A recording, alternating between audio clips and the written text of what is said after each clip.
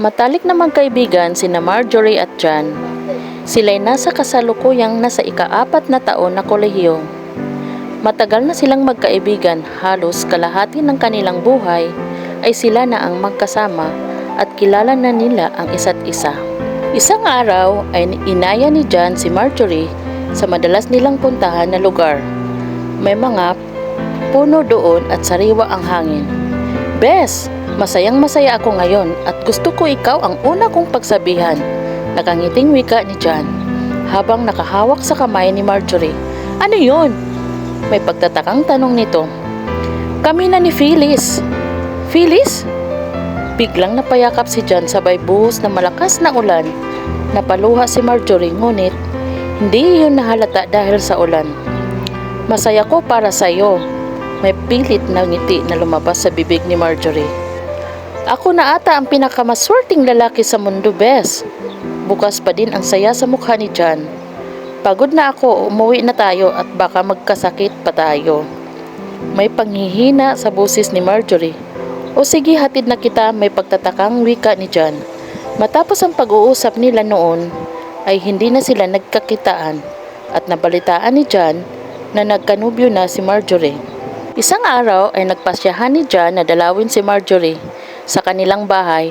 "Hi Marge, I miss you." Nakangiting wika ni John.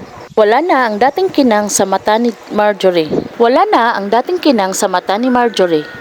Wala na din sigla, lungkot na lamang ang nagbabakas sa kanyang mukha. Wika ni John sa sarili. "Anong ginagawa mo dito?" Matamlay na tanong nito. "Gusto kong makita ka, Bes." Wika ni John. "Para saan pa?" Wala na din kwenta magkita man tayo o hindi. May kirot sa bawat bitaw na salita ni Marjorie. "Mahalaga kasi." "Mahal." Natigilan si John. "Ano?" "Wala." "Alam mo, John, humiling ako sa bituin kahit na alam kong hindi matutupad iyon." Umiyak na umalis si Marjorie. Naiwan pa ding naiwan si John. "Bakit? Hindi ko na tinuloy ang naramdaman ko na mahal ko si Marjorie," wika niya sa sarili. Araw na ng kanilang pagtatapos at hinahanap ni John si Marjorie. Ngunit sabi ng kaibigan nito na hindi daw ito dumalo. May biglang lumapit na lalaking may balbas, pula ang mata at mahaba ang buhok na lalaki kay John. "Hi pare, nakita mo ba si Marge? Hindi ba ikaw ang best friend niya?" "Ako nga pala ang nobyo niya," wika ng lalaki kay John. "Bakit ka sa akin mo tinatanong? Hindi ba dapat ikaw ang nag-aalaga sa kanya?" Nanlaking wika ni John. Si pare, bibigay ko lang sana sa kanya ang regalo ko," at tumalikod na ito. Kinabukasan ay nagbabasa ng dyaryo si John na bigla niya itong nabitawan. Ganito ang kanyang nabasa.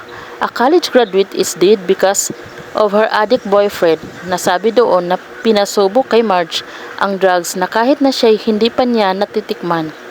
Walang hiyang iyon, drugs pala ang sinasabing nitong regalo. Magbabayad siya, pabulyaw niya kay John. "Na kay Phyllis ang atensyon ko, ngunit ang dapat kong inalagaan at hindi pinabayaan ay ngayon ay wala na ang aking best friend. Bakit hindi ko masabi noon pa na mahal ko siya at higit pa sa matalik na kaibigan?" Umiyak si John.